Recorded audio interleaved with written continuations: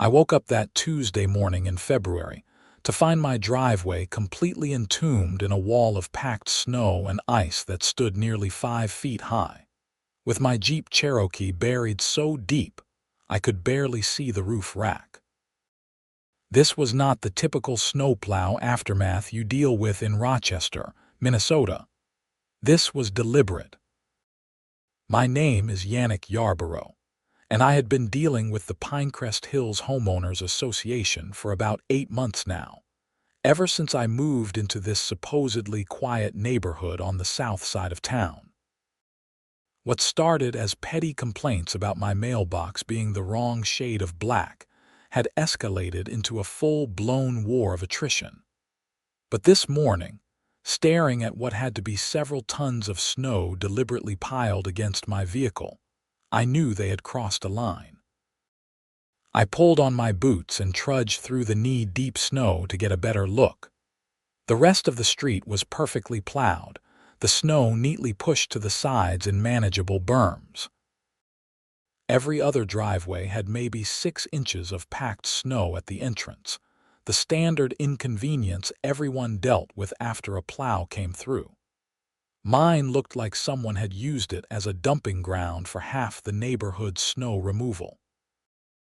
The evidence was clear in the pattern of the plow marks on the street, deliberate passes back and forth across my driveway entrance, methodically building up the barrier. My phone rang as I stood there assessing the damage. It was my partner at the Olmsted County Sheriff's Department, Detective Marcus Powell. "Yannick, you coming in today? We have that briefing at 9 on the Henderson case." "I will be, but I am going to be late. Someone buried my car in about 5 feet of snow overnight. Not accidentally, Marcus. This was intentional. Let me guess, your HOA friends?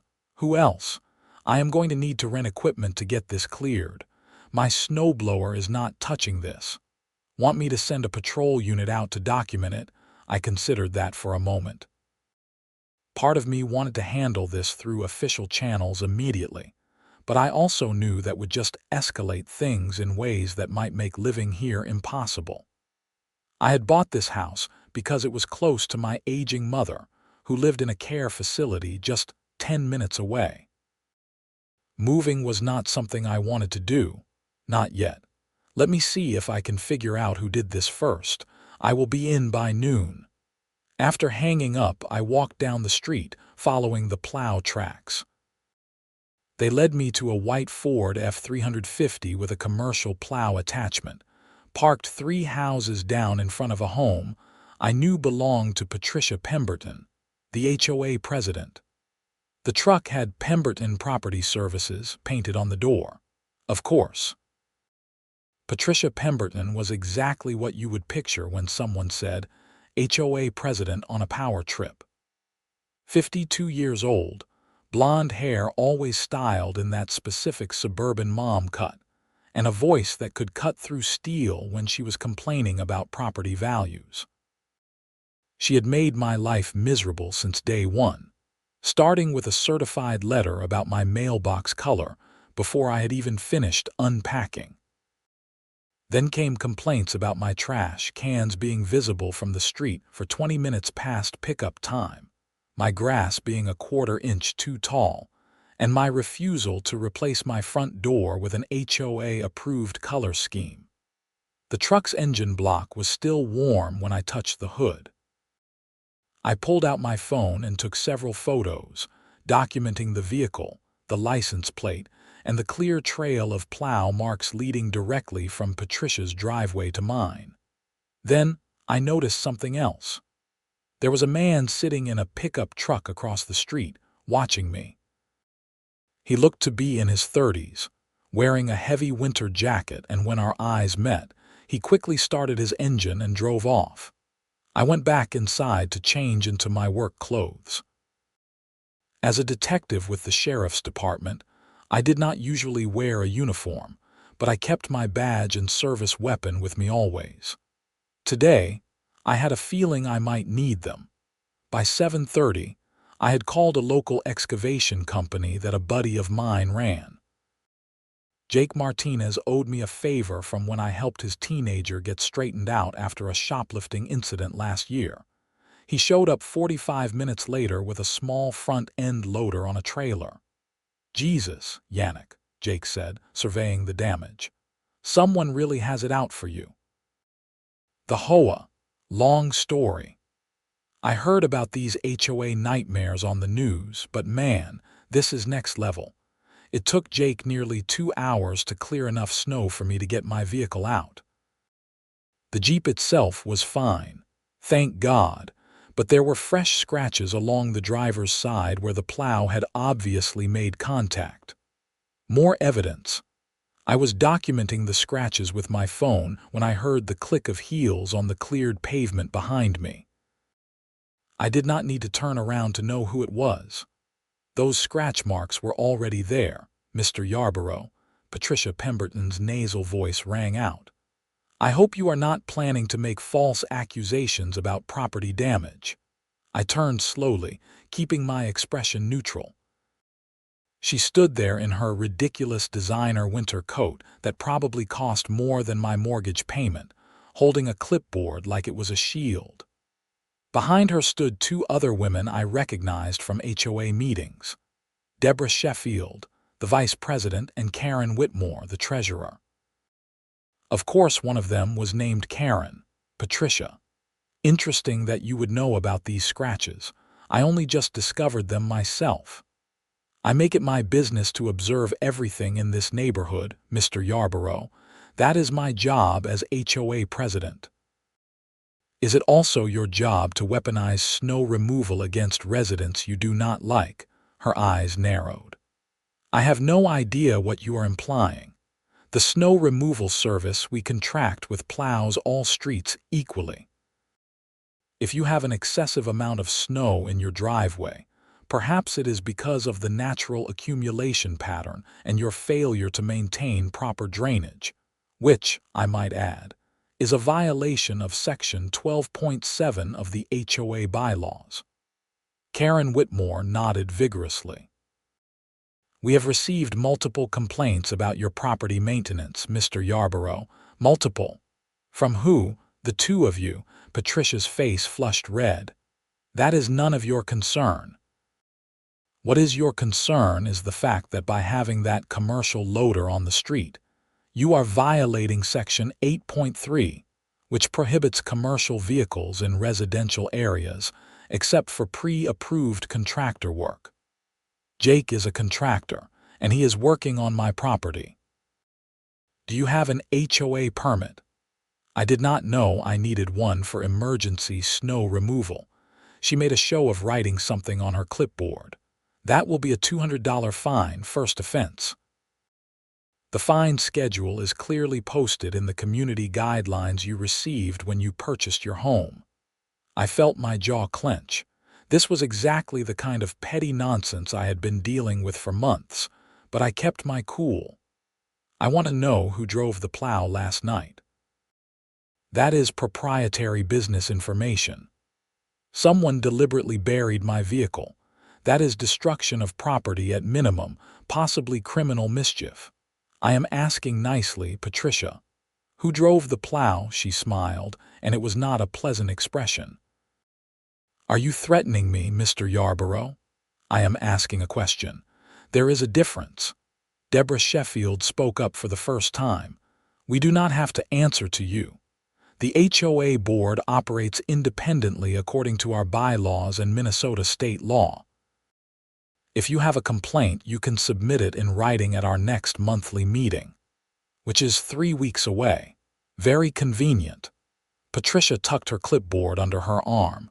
We are done here, and Mr. Yarborough, you should know that your behavior is being documented. Multiple residents have expressed feeling intimidated by you. You are a large man with an aggressive demeanor, and you work in law enforcement. Some people find that threatening. That hit a nerve, and she knew it. I am 6'3" and built solid, part of the job requirement, but I had never once raised my voice or acted aggressively toward anyone in this neighborhood. This was her trying to build a narrative.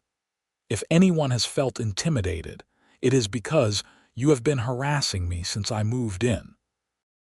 I have documentation of every petty complaint, every baseless fine, every violation notice for things that are not even violations. Then perhaps this neighborhood is not the right fit for you, Karen Whitmore said smugly. Some people just do not understand the value of maintaining community standards. Jake Martinez had been watching this exchange from beside his loader, and I could see he was getting angry on my behalf. I caught his eye and shook my head slightly. The last thing I needed was more witnesses to aggressive behavior. Patricia and her entourage walked away, their heels clicking in synchronized rhythm on the pavement. I watched them go, feeling the anger simmer in my chest. "Man, those ladies are something else," Jake said once they were out of earshot. "You want me to stick around in case they come back?" "No, I appreciate the help. What do I owe you on the house? Seriously, that was some bull." After Jake left, I went inside to call work again and let them know I would definitely be late. Then I sat down at my kitchen table and started going through the stack of HOA correspondence I had been keeping. Every letter, every fine notice, every complaint. I had been documenting everything, more out of frustration than any real plan. But now, I was seeing a pattern. The escalation had started about 2 months ago when I attended an HOA meeting to dispute a fine for having a wreath on my front door that was not on the approved decoration list. At that meeting, I had questioned some line items in the HOA budget that seemed excessive. Specifically, I had pointed out that the snow removal contract was paying 3 times the going rate for similar services in the area. Patricia had shut down the discussion quickly, saying the budget had been approved by the board and was not up for general member review. But Minnesota HOA law was pretty clear. Members had a right to review financial documents. When I submitted a written request the next day, I got back a heavily redacted version with most of the actual numbers blacked out, citing privacy concerns for contractors. That was when the real harassment started. Suddenly, I was getting violation notices weekly. My mailbox, my trash cans, my lawn, my door wreath, my garage door being open past 8 p.m., my outdoor thermometer not being on the approved fixtures list. It was absurd and transparent, but each violation came with a fine that I had to either pay or spend hours disputing. I pulled out my laptop and started researching Pemberton Property Services. It took about 15 minutes to find what I was looking for. The business was registered to Patricia's husband, Glenn Pemberton, but when I cross-referenced the HOA's public filings with the county, I found something interesting. The snow removal contract had been awarded without competitive bidding, and the payments were going to a company called Northern Plains Services, LLC. Another 15 minutes of research showed that Northern Plains Services was owned by Glenn Pemberton. It was a shell company. This was not just petty HOA drama anymore. This was potential fraud and embezzlement. Patricia was using her position as HOA president to funnel money to her husband's company through inflated contracts. And I was being targeted because I had started asking questions about the budget. I looked at the clock. It was already past 11. I needed to get to work, but this changed everything. I took photos of everything I had found, backed it up to my cloud storage, and sent a quick email to myself with a summary. Then I grabbed my badge, my weapon, and headed out. The drive to the Olmsted County Law Enforcement Center in Rochester took 20 minutes through streets that were mostly cleared from the previous night's snow. Minnesota winters were brutal, but the road crews here were efficient. Unless you lived in Pinecrest Hills and had pissed off Patricia Pemberton, apparently, Marcus was waiting for me when I got to my desk on the 3rd floor. He took one look at my face and whistled low. "That bad, huh? Worse." I think my HOA president is embezzling funds and using her husband's company as a front, and she is retaliating against me for asking questions about it. Seriously, over an HOA. I am talking hundreds of thousands of dollars potentially, Marcus. The snow removal contract alone is massively inflated. I need to look into the other service contracts they have awarded. You want to open an official investigation? I hesitated. Not yet. I want to be sure first, but I am going to need some help digging into the financial records. Marcus nodded slowly. You know, my sister had HOA problems a few years back in Arizona. Nothing this crazy, but she said it was like dealing with a criminal organization. They have all this power over your property but almost no real oversight. That is exactly what this is. Patricia Pemberton is running Pinecrest Hills like her personal fiefdom, and anyone who questions her gets targeted. We spent the next hour in the briefing for the Henderson case, a breaking and entering that had turned into an assault.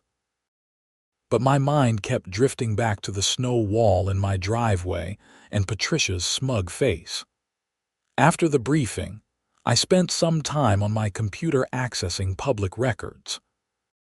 Minnesota's open records laws were pretty good, and as a law enforcement officer, I had access to databases that made research easier. What I found was damning. Over the past 3 years, the Pinecrest Hills HOA had paid out over $400,000 to various companies, all of which traced back to Glenn Pemberton or his close associates. Snow removal, lawn care, pool maintenance, security services, even the printing services for HOA newsletters. Every contract was inflated, and none had gone through competitive bidding as required by the HOA's own bylaws. I was printing out documentation when my phone rang. It was a number I did not recognize with a local area code. This is Detective Yarborough. Mr. Yarborough, this is Ethan Foster.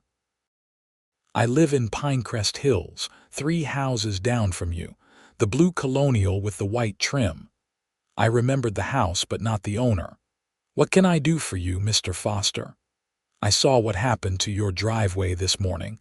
I also saw who did it. It was Glenn Pemberton driving the plow. I recorded it on my doorbell camera because the noise woke me up at 3 a.m. and I was going to complain about the timing. But when I saw what he was doing to your driveway, I kept the footage. My pulse quickened. Mr. Foster, would you be willing to share that footage with me? I am willing to do more than that. I am willing to testify if needed. Patricia Pemberton has been running this HOA like the mafia for years. Most people are too scared to stand up to her because she makes life hell for anyone who does. But what they did to you, that is criminal. And I am tired of being scared. We arranged for me to stop by his house that evening to get the footage. After I hung up, I sat back in my chair, feeling the pieces come together. I had evidence of financial fraud. I was about to have video evidence of the property damage, and I had a witness willing to testify. This was becoming a real case. Marcus came by around 4 with coffee and a concerned expression. You look like you are planning a war, just building a case. Against your HOA president. Against a criminal who happens to be my HOA president. He sat down in the chair across from my desk. You need to be careful, Yannick. I know you are pissed and you have every right to be. But if you are going to go after these people officially, you need to do it by the book. No personal vendettas, no cutting corners. I know. That is why I am documenting everything. That is why I am waiting until I have an airtight case before I do anything official. And what are you planning to do when you have that case? Turn it over to the county prosecutor. Let them decide if it is worth pursuing. Marcus nodded but still looked worried. Just remember, these people know where you live. Literally. If they are willing to bury your car in snow, what else might they be willing to do? That thought had occurred to me too, but I pushed it aside. I could not let fear dictate my actions. If Patricia Pemberton was going to escalate, I would meet that escalation with the full weight of the law. I left work at 6 and drove straight to Ethan Foster's house. He answered the door within seconds of my knock, a nervous-looking man in his early 40s with glasses and thinning hair. He ushered me inside quickly, glancing up and down the street before closing the door. "Sorry for the cloak and dagger routine," he said, "but if Patricia sees me talking to you, there will be hell to pay. I understand, and I appreciate you reaching out." He led me to his home office where he had the footage already queued up on his computer. "This is from my Ring doorbell." The camera faces the street, so it caught everything. He hit play, and I watched the grainy nighttime footage. The timestamp showed 3:14 a.m. The white Ford F-350 with the plow came into frame, its headlights cutting through the darkness. It made a normal pass down the street, pushing snow to the sides. Then it stopped, backed up, and made a deliberate turn toward my driveway. Over the next several minutes, the truck made multiple passes, each time pushing more snow directly into my driveway and against my vehicle. The driver even got out at one point to adjust something on the plow, and the camera caught a clear view of his face. "Glenn Pemberton, no question." "That is perfect," I said. "Can you send me a copy of this? I already uploaded it to a private cloud account. I will send you the link." He paused, then added, "There is something else you should know. I am not the only one who has had problems with the Pembertons. There are at least a dozen homeowners in this neighborhood who have been fined or harassed for questioning HOA decisions. Most of them just paid the fines or moved away to avoid the hassle, but a few of us have been keeping records. Are these people willing to talk to me? Some of them might be. Let me make some calls. Can we meet somewhere outside the neighborhood? Somewhere Patricia would not see us." We arranged to meet at a coffee shop in downtown Rochester the next evening. Ethan would bring whoever was willing to talk. As I left his house, I felt energized for the first time in months. This was not just about me anymore. This was about holding someone accountable for abusing a position of power. I drove home carefully, watching for any sign of the Pembertons or their allies. The neighborhood was quiet, most houses lit up with the warm glow of evening lights. It looked peaceful and perfect, exactly the kind of place you would want to raise a family. But underneath that perfect facade was rot. When I pulled into my driveway, I immediately noticed something wrong. My mailbox was lying on the ground, the post snapped clean off. It had been fine when I left that morning. I got out and examined it. The break was not clean, it had been hit with something heavy. There was even a paint transfer on the metal that looked like it came from a vehicle bumper. I pulled out my phone and called the non-emergency police line to report the vandalism. Then I called Marcus. They hit my mailbox, knocked it clean over. You think it is retaliation? I know it is. This happened while I was gone. It is a message. Want me to come over? No, but thanks. I am filing a report. Just wanted you to know in case something else happens. After I hung up, I took extensive photos of the damage, including close-ups of the paint transfer. Then I went inside and pulled up the footage from the security camera I had installed last month after the harassment started ramping up. I had a clear view of the street and my mailbox. The footage showed a white Ford F-350, the same truck from this morning, driving slowly past my house around 4:30 p.m. It swerved deliberately toward my mailbox, clipped it hard enough to knock it down, then sped up and drove away. I could not see the driver's face, but the truck was distinctive enough. 2 patrol officers showed up 20 minutes later. One of them, Officer Jennifer Castillo, I knew from training exercises we had done together. She recognized me immediately. Detective Yarborough. Heard you had some vandalism. I showed them the mailbox and played them the security footage. Both officers looked uncomfortable when they realized who owned the truck. That is Glenn Pemberton's truck, Officer Castillo said. He does contract work all over this area. He also deliberately buried my car in snow last night, and I have footage of that too. This is targeted harassment, and it is escalating. The other officer, whose name tag Reed Morrison, frowned. You want to press charges? Absolutely. They took my statement and made a report. Officer Castillo pulled me aside before they left. Look, detective, I do not know what is going on between you and the Pembertons, but you need to be careful. Glenn Pemberton has a temper. A few years back, he got into it with another contractor over a job, and it got physical. No charges were filed, but the other guy ended up in the hospital. Thanks for the heads up. I will be careful. After they left, I spent the rest of the evening going through more HOA records. The deeper I dug, the worse it got. The Pembertons had not just been skimming money through inflated contracts. They had also been manipulating lien processes to force homeowners to sell their properties at below-market rates, then flipping those properties for profit.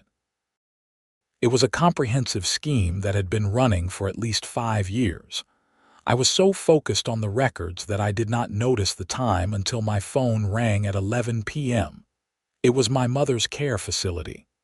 Mr. Yarborough, this is Nancy from Whispering Pines. I am calling because your mother had a small incident this evening. She is fine, but she was asking for you. My stomach dropped. What kind of incident? She got confused and tried to leave the building. We found her quickly, and she is back in her room now, but she seemed very agitated. She kept saying something about snow and your house. I will be right there. The drive to Whispering Pines took 12 minutes, and I spent every one of them feeling guilty. My mother had Alzheimer's, and her condition had been declining steadily over the past 2 years. I visited her 3 times a week, but she often did not remember the visits. The staff assured me that was normal, that I should not feel bad, but I always did. She was asleep when I got there, peaceful in her bed with the nightlight casting soft shadows across her face. She looked small and fragile, nothing like the strong woman who had raised me alone after my father died. Nancy walked me through what happened. Apparently, one of the other residents had been talking about the snowstorm, and it had triggered something in my mother's memory. She became convinced that I was in danger and tried to leave to check on me. I sat with her for an hour, holding her hand and watching her sleep. This was why I could not just walk away from the house in Pinecrest Hills. I had bought it specifically because it was close to her. Moving would mean less time with her, and she did not have much time left. But sitting there, I made a decision. I was not going to let Patricia Pemberton and her criminal enterprise drive me away. I was going to fight back, and I was going to win. The next morning, I woke up early and went for a run through the neighborhood. It was something I did 3 times a week, usually around 6 a.m. when the streets were quiet. This morning, I noticed something different. There were cameras on several houses that had not been there before, all pointed toward the street and all toward my house. Small, discreet cameras that you would not notice unless you were looking for them. Patricia was surveilling me. Great. I finished my run, showered, and headed to work. Marcus met me at the coffee station with news. Your mailbox incident report came across my desk this morning. Officer Castillo flagged it with a note saying there might be a pattern of harassment. There is definitely a pattern. I am meeting with some other residents tonight who have had problems with the HOA. Want to come to a meeting about HOA drama? Pass, but keep me updated. If this turns into something official, you are going to need backup. The morning passed quickly with routine casework. At lunch, I got a call from Ethan Foster. I have 4 people willing to meet tonight. All of them have had major problems with Patricia and the HOA.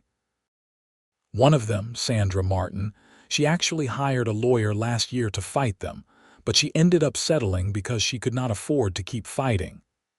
That is perfect. I will see you at 7 at the coffee shop. That afternoon, I stopped by the county recorder's office to pull more documents. I wanted every piece of paper related to the Pinecrest Hills HOA and the Pembertons' business dealings.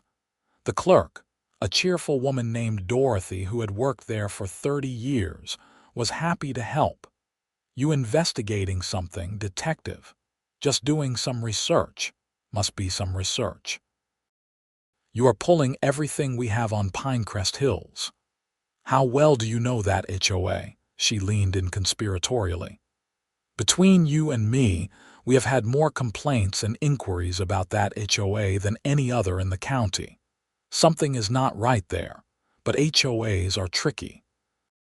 They have a lot of legal protection, and unless someone really pushes an investigation, nothing happens." "Well, someone is pushing now," she grinned. "Good. About time." I spent the rest of the afternoon organizing documents until it was time to head to the coffee shop. I got there early and set up at a large table in the back corner where we would have some privacy. Ethan arrived first, looking nervous, followed by 4 other people over the next 10 minutes. Sandra Martin was a woman in her late 50s with steel gray hair and a no-nonsense demeanor. She had been a lawyer before retiring, and it showed in the way she presented her case against the HOA. She had been fined repeatedly for having solar panels on her roof that were not on the approved equipment list, even though Minnesota law specifically protected homeowners' rights to install solar equipment. When she fought back, the HOA had placed a lien on her property for unpaid fines.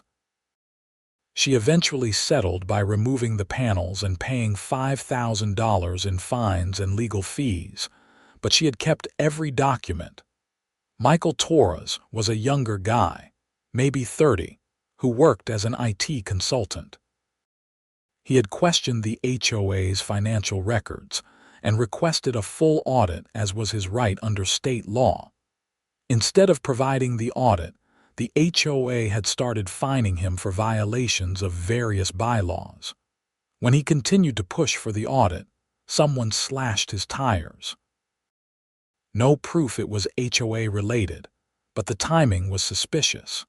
Jennifer Blake and her wife Rachel had tried to paint their front door a shade of blue that was not on the approved color list.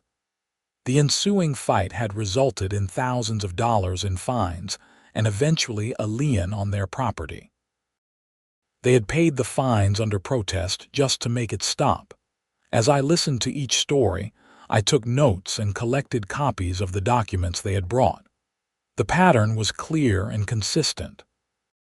Anyone who questioned Patricia Pemberton or the HOA board was targeted, harassed, and financially punished until they either complied or left.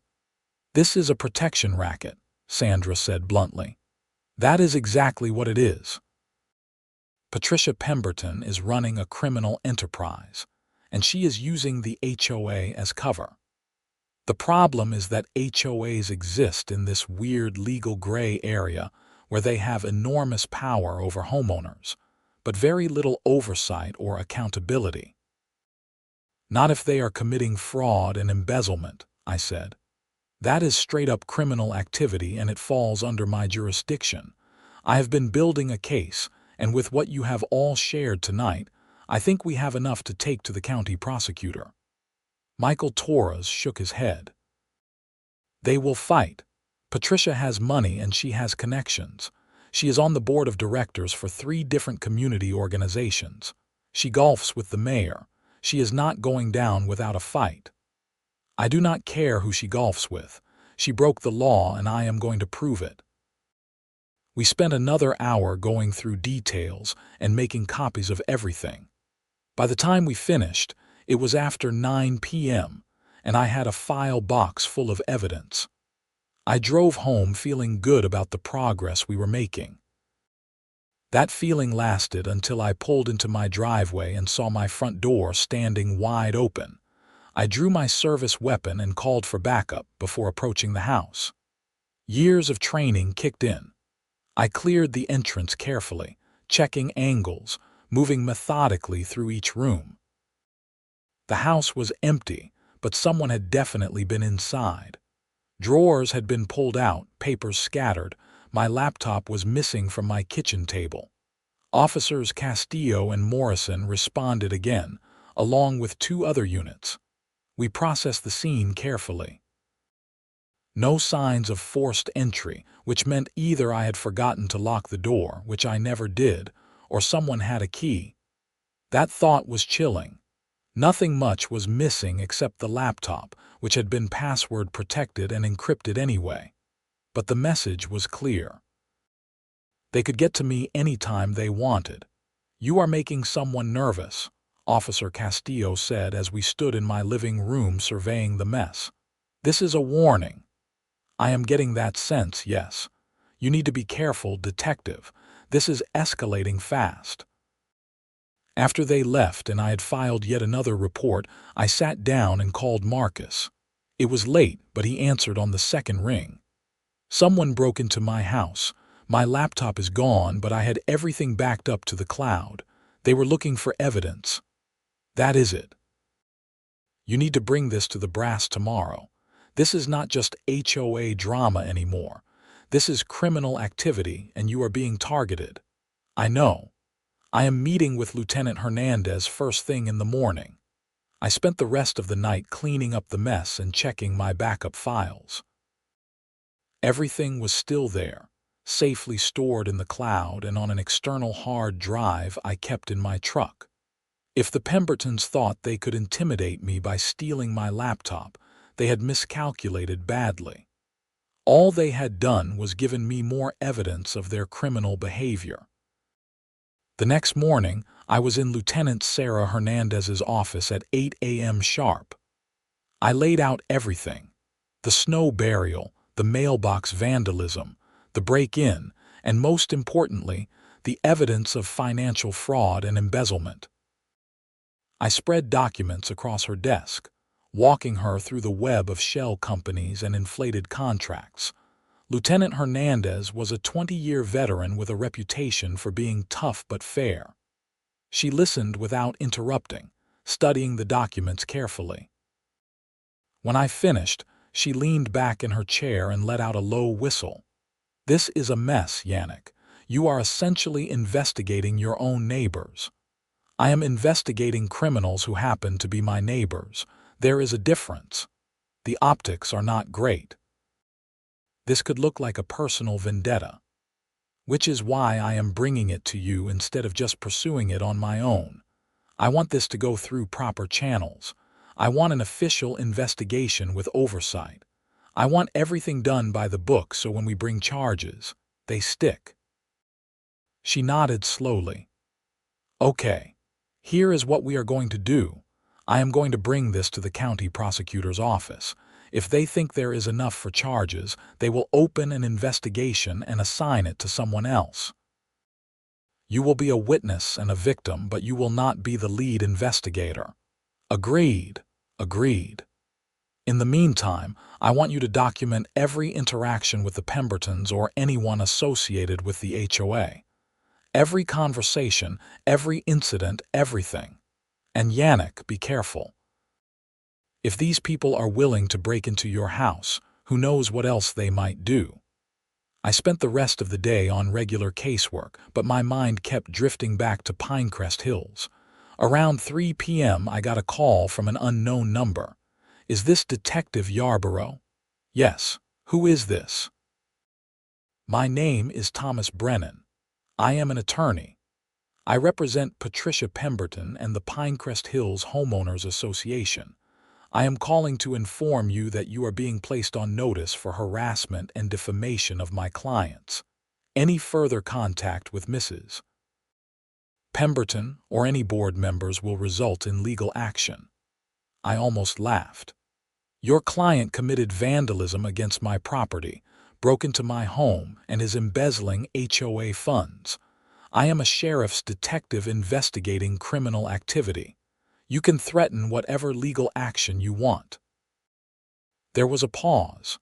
"I have no knowledge of any criminal activity. What I do know is that you have been making wild accusations and attempting to intimidate board members. Mrs. Pemberton has filed a complaint with your department about your behavior." "She filed a complaint about me?" "Yes." "She feels unsafe with a law enforcement officer making threats and harassing her in her own neighborhood. I would advise you to cease all contact immediately." He hung up before I could respond. I sat there staring at my phone, anger coursing through me. Patricia was trying to flip the script, make herself the victim. It was a smart move, actually. If she could make it look like I was the aggressor, it would undermine the entire investigation. I went straight to Lieutenant Hernandez's office. "Patricia Pemberton just filed a complaint against me." "I know. It came in about an hour ago. She is claiming you have been harassing her and making threats. That is complete fabrication.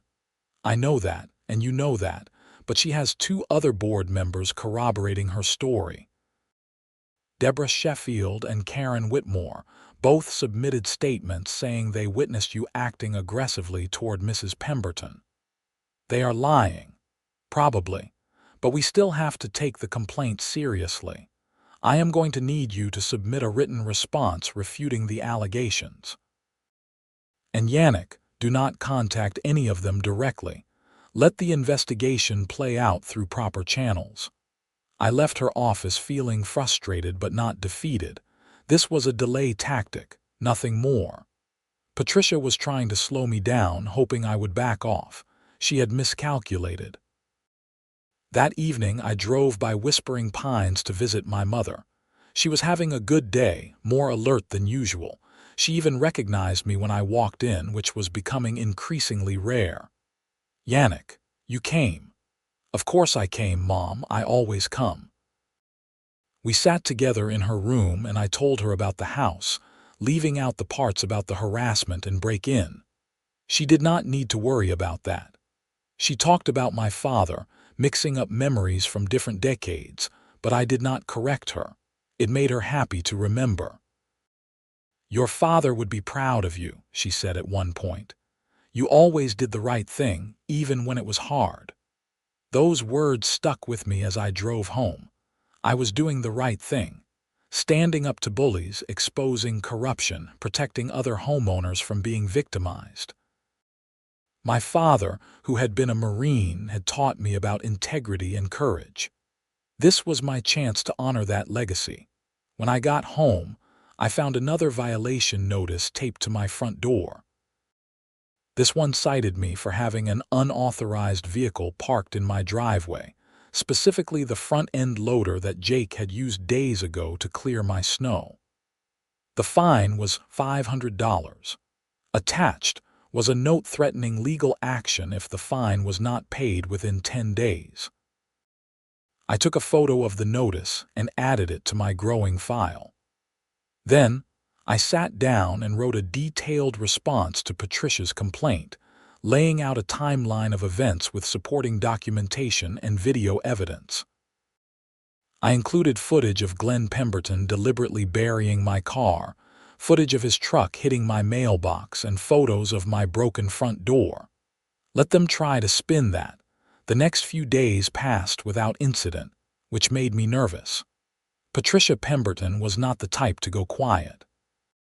She was planning something, I could feel it. I continued my normal routine, going to work, visiting my mother and documenting everything. On Saturday morning, exactly 1 week after my car had been buried, I got a certified letter from the HOA. It informed me that due to multiple violations and unpaid fines totaling $1,700, the HOA was placing a lien on my property. If the fines were not paid within 30 days, the HOA would initiate foreclosure proceedings. $1,700 in fines for violations that were either made up or retaliation for my investigation. It was outrageous, but it was also the move I had been expecting. Patricia was escalating because she was scared. The investigation was making her nervous, and she was trying to force me out before I could build a complete case. I called Sandra Martin, the retired lawyer who had been at our meeting. She agreed to meet me that afternoon at a local diner. "They did the same thing to me," she said when I showed her the lien notice. "It is their ultimate weapon. Most people cannot afford to fight a foreclosure, so they either pay the bogus fines or sell their house and leave. It is extortion. What are my options?" "You can pay the fines under protest and sue to get them back, but that takes time and money. You can fight the lien in court, which also takes time and money. Or you can wait for your criminal investigation to play out and hope charges are filed before the 30 days are up." 30 days is not enough time. I know, that is the point. They are trying to force your hand. We spent an hour discussing strategy. Sandra agreed to represent me if it came to a legal fight pro bono because she wanted to see Patricia Pemberton held accountable. It was something, at least. That evening I got a call from Ethan Foster. He sounded panicked. "They know about our meeting. Patricia came to my house this afternoon with Karen Whitmore and threatened me. She said if I kept spreading lies about the HOA, she would make sure I lost my house." "Did she say that explicitly?" "Not in those exact words, but the message was clear. She said I had unpaid violations and they were reviewing my account for potential lien placement. Yannick, I do not have violations. My property is immaculate. This is retaliation. Document everything. Write down exactly what she said and when. Record any future interactions if Minnesota law allows it. Minnesota is a one-party consent state, right?" "Yes. If you are part of the conversation, you can record it without telling the other person." "Good. Because I am not backing down." None of us are. Michael Torres got the same visit, so did Jennifer and Rachel. Patricia is threatening everyone who met with you. This was getting out of hand. Patricia was not just targeting me anymore, she was going after everyone who stood up to her. That changed the dynamics of the case. Now we had multiple victims, all suffering retaliation for cooperating with an investigation. The county prosecutor would have to take this seriously. I called Lieutenant Hernandez at home, which I rarely did, but this could not wait. The Pembertons are threatening witnesses. Multiple homeowners who met with me are being targeted with threats of liens and foreclosures. That is witness intimidation. That is a felony. I know. We need to move on this now before someone gets hurt or these people lose their homes. Let me make some calls. I will get back to you tonight. 2 hours later, my phone rang. It was Lieutenant Hernandez. I just got off the phone with Assistant County Prosecutor James Mitchell. He has reviewed your evidence and agrees there is probable cause for charges. We are opening an official investigation into Patricia and Glenn Pemberton for fraud, embezzlement, and witness intimidation. Detective Sarah Chen from Financial Crimes will be the lead investigator. You are off the case officially, but will be consulted as a witness. When do we move? Monday morning. We are getting search warrants for the Pembertons' home and business and for all HOA financial records. This is happening, Yannick. You built a solid case. I felt a wave of relief wash over me. Finally, action. Finally, accountability. Thank you, Lieutenant. Thank your homework. And Yannick, watch your back this weekend. If Patricia gets wind that we are moving on Monday, she might do something stupid. I spent Saturday evening installing additional security cameras around my property and making sure all my doors and windows had functioning locks. I also called each of the homeowners who had met with me and warned them that things might get tense over the next few days. They all agreed to be careful and to document any interactions with the HOA. Sunday morning, I went for my usual run, but I varied my route and time. I was not going to make myself an easy target. The neighborhood was quiet, church bells ringing in the distance. It was hard to believe that underneath the peaceful suburban facade, there was so much corruption and criminal activity. As I rounded the corner onto my street, I saw a white Ford F-350 parked in front of my house. Glenn Pemberton was leaning against the driver's door, arms crossed, waiting for me. I slowed to a walk, catching my breath, assessing the situation. He was alone, which was good. He also did not appear to be armed, though his body language was aggressive. "Glenn, can I help you? You can stop messing with my wife." "I am not messing with anyone. I am investigating criminal activity." He pushed off from the truck and took a step toward me. "You are harassing her." Making up lies about the HOA, trying to turn the neighborhood against us. It ends now. I stood my ground. What ends now is your wife's criminal enterprise. Tomorrow morning, the county is executing search warrants for your business and your home. You are both going to be charged with multiple felonies. If I were you, I would be talking to a lawyer, not threatening me. His face went red. "You are lying. You do not have anything. I have video of you burying my car deliberately. I have video of you destroying my mailbox. I have financial records showing years of fraud and embezzlement. I have multiple witnesses to your wife's witness intimidation. Glenn, you are done." He lunged at me without warning, swinging wildly. I sidestepped easily, years of training taking over. He was angry and sloppy, all aggression with no technique. I could have put him on the ground in seconds, but I did not want to escalate unnecessarily. Instead, I backed up, keeping distance between us. "Do not do this, Glenn. Assaulting a law enforcement officer is a felony. You are not in uniform. You are just another neighbor." He came at me again, and this time I had no choice. I ducked under his swing, grabbed his arm, and used his momentum to take him down. He hit the pavement hard, and I had him in a control hold before he could react. I could hear doors opening, neighbors coming out to see what was happening. "Glenn Pemberton, you are under arrest for assault on a law enforcement officer. You have the right to remain silent." I continued the Miranda warning as I zip-tied his hands behind his back with the flex cuffs I kept in my running belt. Then I called it in. 2 patrol cars arrived within 5 minutes. Officers Castillo and Morrison again, with backup from 2 other units. "This is becoming a pattern, Detective," Officer Castillo said as they loaded Glenn into the back of a patrol car. "Not by my choice, believe me." One of the neighbors, an older man I had never spoken to before, approached me. "I saw the whole thing. He attacked you. You were just defending yourself. I will testify to that if needed." "Thank you. I appreciate that." Within an hour, Patricia Pemberton showed up with her lawyer, Thomas Brennan. She was furious, screaming at the officers, demanding they release her husband. It was quite a show, and half the neighborhood had come out to watch.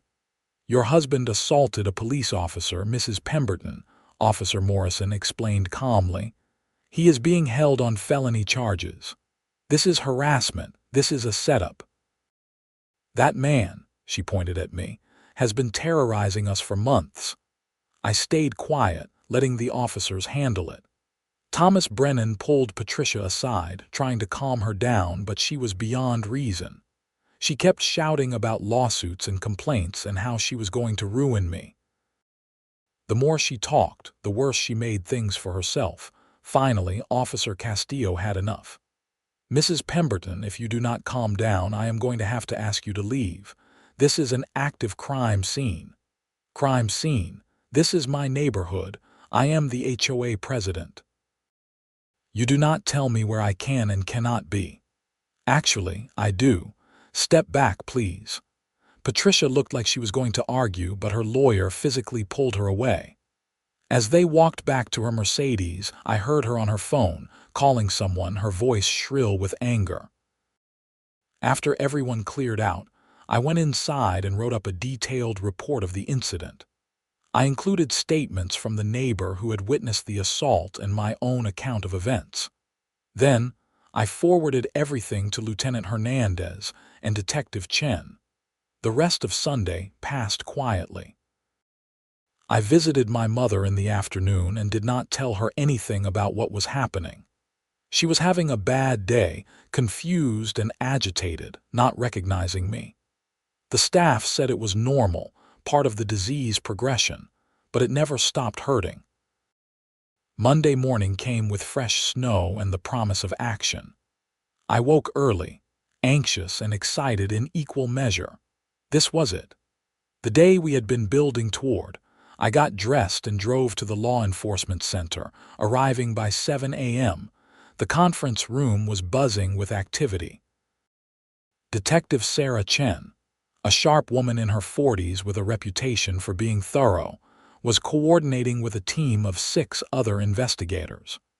There were also 2 assistant prosecutors present and a representative from the FBI's white-collar crime division. This had escalated beyond a local case. "Detective Yarborough," Sarah Chen said when she saw me. "Glad you are here. We are executing warrants at 8 a.m. The Pemberton residence, Glenn Pemberton's business office, and the HOA management office. We also have a warrant for all financial records held by the HOA's bank." "Do you need me there?" "No. You are a witness in this case, so you need to stay clear of the actual evidence collection, but I want you available in case we have questions." I spent the morning at my desk, ostensibly working on other cases but really just watching the clock. At 9:30, my phone rang. It was Detective Chen. "We have a problem. Patricia Pemberton is refusing to cooperate. She has barricaded herself in her home office and says she will not come out until her lawyer arrives. Can you breach the door?" "We can, but we are trying to avoid unnecessary escalation. Can you talk to her? You seem to be the person she is most focused on. Maybe she will listen to you." I doubted that, but it was worth a try. "Send me the address. I will be there in 15 minutes. The Pemberton house was a large colonial on the best lot in Pinecrest Hills, with a circular driveway and perfectly manicured landscaping. There were 4 patrol cars and 2 unmarked vehicles parked outside. Neighbors had gathered at a safe distance, watching the drama unfold. Detective Chen met me at the door. She is upstairs in her office. The door is locked. She has been in there for 45 minutes. Her lawyer is on the way but stuck in traffic. Let me talk to her.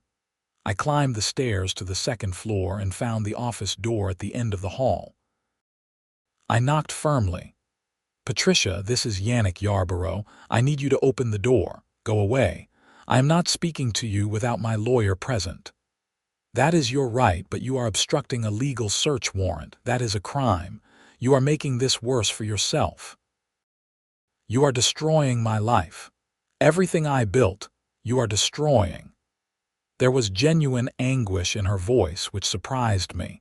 For all her bluster and cruelty, she actually believed she was the victim in this situation. "Patricia, you destroyed your own life when you decided to embezzle money from your neighbors, when you decided to threaten and harass anyone who questioned you, when you sixed your husband on me. This is not my fault. This is yours." Silence from the other side of the door. "Your husband is already in custody for assault. The FBI is here, Patricia. This is not just local charges anymore. You are looking at federal prosecution for wire fraud. The longer you resist, the worse it gets. Open the door and cooperate. It is your only smart move right now." More silence. Then I heard the lock click. The door opened slowly, and Patricia Pemberton stood there looking smaller than I had ever seen her. Her perfect hair was disheveled, her makeup smudged from crying. She looked defeated. "I just wanted the neighborhood to be perfect," she said quietly. "That is all I ever wanted.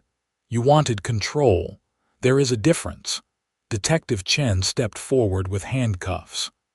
"Patricia Pemberton, You are under arrest for fraud, embezzlement, and witness intimidation. You have the right to remain silent." As they led her away, I felt no satisfaction, no sense of victory, just a profound sadness that someone had thrown their life away over power and money. The search of the Pemberton house turned up extensive documentation of the fraud scheme. Patricia had been meticulous in her record-keeping, which made the case against her even stronger. They found spreadsheets detailing every inflated contract, every false fine, every manipulation of the system. She had kept it all, probably as leverage or insurance, never imagining it would be used against her. Over the next 2 weeks, the story exploded. Local news picked it up first, then it went regional and finally national. The story of a corrupt HOA president embezzling funds and terrorizing homeowners struck a chord with people across the country. Everyone, it seemed, had an HOA horror story. Patricia and Glenn Pemberton were charged with multiple felonies: fraud, embezzlement, witness intimidation, and in Glenn's case, assault on a law enforcement officer. Their bail was set high enough that they could not afford to pay it, which meant they sat in county jail awaiting trial. The other HOA board members, Deborah Sheffield and Karen Whitmore, were also charged as accessories after investigators discovered they had known about the fraud and helped conceal it in exchange for kickbacks. The entire HOA leadership was dismantled. An independent audit of the HOA's finances revealed that the Pembertons had stolen over $600,000 over a 5-year period. Every homeowner in Pinecrest Hills was owed a refund, and the HOA itself was placed under temporary receivership while new leadership was elected. The homeowners who had met with me, Ethan Foster, Sandra Martin, Michael Torres, and Jennifer and Rachel Blake, all had their bogus fines refunded and their liens removed. Several of them thanked me personally, saying I had given them the courage to stand up to bullies. The case went to trial 8 months later. I testified about my experiences and the investigation I had conducted. The video evidence of Glenn burying my car and destroying my mailbox was particularly damning. Other homeowners testified about the harassment and intimidation they had suffered. The financial records spoke for themselves. The jury deliberated for less than 4 hours. Patricia Pemberton was found guilty on all counts. Glenn Pemberton was found guilty on all counts. Deborah Sheffield and Karen Whitmore both took plea deals and received lesser sentences in exchange for their testimony. Patricia was sentenced to 8 years in federal prison. Glenn got 6 years. It was a significant victory for justice and accountability. As for me, I stayed in my house in Pinecrest Hills. The neighborhood underwent a transformation after the Pembertons' arrest. New HOA leadership was elected, people who actually cared about community rather than control. The bylaws were rewritten to include oversight and accountability measures. Fines were reduced to reasonable levels and only applied for legitimate violations. I became something of a neighborhood hero, which was uncomfortable but also kind of nice. People waved when I drove by. They invited me to block parties and barbecues. It felt like an actual community for the first time since I had moved in. My mother's condition continued to decline, but I was there for her as much as I could be. Every visit, every moment of clarity I cherished. She passed away peacefully 15 months after Patricia's arrest, with me holding her hand. At her funeral, several of my neighbors from Pinecrest Hills attended to show their support. It meant more than I could express. The story had a strange epilogue about 2 years after the trial. I got a letter from Patricia Pemberton, forwarded from the prison. In it, she apologized for what she had done to me and to the other homeowners. She said prison had given her time to reflect on her actions and the harm she had caused. She claimed she understood now that her need for control had destroyed lives, including her own. I did not know if the apology was genuine or just something her therapist had told her to do, but I appreciated the gesture. I wrote back, keeping it brief, saying I accepted her apology and hoped she found peace. Then I put the letter in a box with all the other documentation from the case and stored it in my attic. Life moved on. I got promoted to sergeant at the sheriff's department. I started dating a teacher I met at a community event. The neighborhood kids started asking me to judge their science fair projects. It was a normal, quiet life, exactly what I had wanted when I bought the house in Pinecrest Hills. But I never forgot the lesson I learned during those difficult months. Power, even small power like running an HOA, can corrupt absolutely if there is no accountability. People need to stand up to bullies and demand transparency from those in authority. And sometimes, doing the right thing means putting everything on the line, even when it is hard, even when it is scary. The badge I carried was not just a symbol of authority. It was a responsibility to protect people who could not protect themselves. That is what I did with Patricia Pemberton, and I would do it again in a heartbeat. Years later, I still drive past the Pemberton house sometimes. A nice family with 3 kids lives there now. They painted the front door a cheerful yellow, which would have given Patricia an aneurysm. The kids play in the yard, their laughter echoing through the neighborhood. It is everything a home should be, and my mailbox, the one Glenn Pemberton destroyed, I replaced it with an identical model and made sure to install it with concrete reinforcement. Just in case. Some lessons stick with you forever. The HOA still exists, but it is run by reasonable people who understand that community does not mean conformity. We have diversity now, different colored doors, solar panels, gardens that do not match the approved plant list. And the neighborhood is better for it. Stronger, more vibrant, more alive.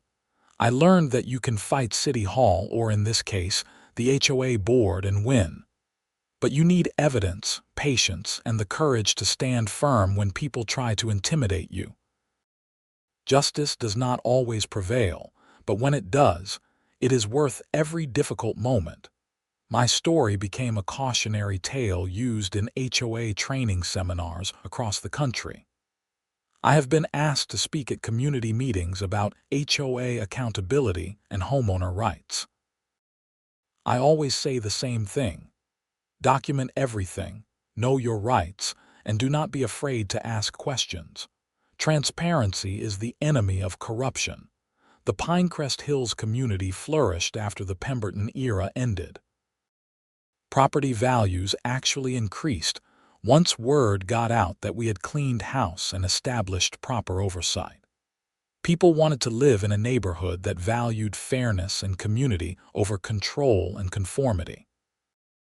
I eventually became friends with Ethan Foster and the others who had stood with me against Patricia. We formed a loose alliance to make sure the HOA stayed on track, attending meetings, reviewing budgets, asking questions. We called ourselves the Accountability Committee. Though it was informal and mostly just meant we got together once a month for coffee and conversation. Sandra Martin became the new HOA president, running unopposed after her history of fighting the Pembertons became public. She implemented reforms that became a model for other HOAs in Minnesota. Open financial records, term limits for board members, mandatory competitive bidding for contracts over $5,000, and a clear appeals process for disputes. The legal profession took notice too. Several law schools used the Pemberton case as a teaching example of fraud and embezzlement in community organizations. I was interviewed for a documentary about HOA abuses that aired on a major streaming service. The attention was uncomfortable, but if it helped prevent other people from suffering what we went through, it was worth it. Glenn Pemberton got early release after 4 years for good behavior. I heard through the neighborhood grapevine that he moved to Wisconsin and started a legitimate landscaping business. Patricia served her full 8 years and was released just last month. I do not know where she went after prison, and honestly, I do not care. That chapter is closed. The most satisfying moment came about 3 years after the trial, when I received a check from the receivership that had managed the HOA during the transition. It was my refund for all the bogus fines Patricia had levied against me, plus interest. $1,700 plus 3 years of accumulated interest came out to just over $2,000. I donated it all to the Alzheimer's Association in my mother's memory. Life in Pinecrest Hills is good now. I still work as a sergeant at the sheriff's department, though I have been considering retirement in a few years. The teacher I dated, her name is Helen Winters. We got married 2 years ago in a small ceremony at a local park. Several neighbors attended, including Ethan Foster and Sandra Martin. It felt like a real community celebration. Helen teaches 5th grade at Roosevelt Elementary School in Rochester. She is smart, funny, and completely unimpressed by my detective stories, which is exactly what I need. She has brought joy and stability to my life that I did not know I was missing. We are talking about starting a family, which is both terrifying and exciting. The house that was once a source of stress and conflict has become a real home. We have painted the interior, updated the kitchen, and built a deck in the backyard where we host summer barbecues. The neighbors are not just people we wave to anymore. They are friends who show up when you need help and celebrate your victories with genuine happiness. I sometimes wonder what would have happened if I had just paid those initial fines and kept my head down. If I had not questioned the budget, not investigated the Pembertons, not fought back against the harassment, I probably would have lived here in quiet frustration, or more likely, I would have sold the house and moved away like so many others before me. But I did not do that. I stood my ground, gathered evidence, and demanded accountability. And in doing so, I did not just save myself. I saved an entire neighborhood from continued exploitation and abuse. That is what public service means. That is what wearing a badge means. Not just enforcing the law when it is convenient, but standing up for people even when it is hard, even when you are the one being targeted. The scars from that period remain. I still check my security cameras more often than I probably should. I still document everything, keeping detailed records of HOA meetings and financial reports.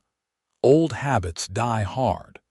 But those habits also ensure that what happened with Patricia Pemberton never happens again in Pinecrest Hills. The story I told you is not just about one corrupt HOA president and the detective who brought her down. It is about the importance of community, accountability, and the courage to stand up against injustice, even when you are standing alone. It is about ordinary people finding the strength to fight back against bullies who abuse positions of power. And it is about the fact that badges and authority are not just symbols. They are responsibilities. When I showed Glenn Pemberton my sheriff's badge that morning he attacked me, it was not a threat. It was a reminder that the law applies to everyone, even people who think they are above it. Especially people who think they are above it. The plow that buried my car on purpose was meant to intimidate me, to make me give up and go away. Instead, it became the first piece of evidence in a case that brought down a criminal enterprise masquerading as community leadership. Sometimes the things meant to break us become the very things that make us stronger. I still drive that same Jeep Cherokee, the one that was buried in 5 feet of snow. The scratches from the plow are still visible if you look closely, and I have kept them that way on purpose. They remind me of where I have been and what I fought for. They are battle scars, earned in a war I did not start but was determined to finish. Pinecrest Hills is not perfect. No neighborhood is. We still have disputes and disagreements. The HOA still sends out violation notices when people genuinely break reasonable rules. But it is fair now. It is transparent. It is what community governance should be, and every time I pull into my driveway, past the reinforced mailbox and the security cameras, I feel grateful. Not just for the house or the neighborhood, but for the reminder that justice is possible when good people refuse to back down. That is the real story. That is what matters. The badge I carry represents more than law enforcement. It represents a promise to protect those who cannot protect themselves, to stand against corruption and abuse, and to ensure that power is used responsibly. Patricia Pemberton forgot that power comes with accountability. She learned that lesson the hard way, and hopefully, others will learn from her example without having to experience the consequences she faced in the end. The plow that buried my car on purpose became the catalyst for change that transformed an entire community. And the driver who froze when I showed him my sheriff's badge learned that intimidation only works until someone stands up and says no. That someone was me, and I would make the same choice every single time.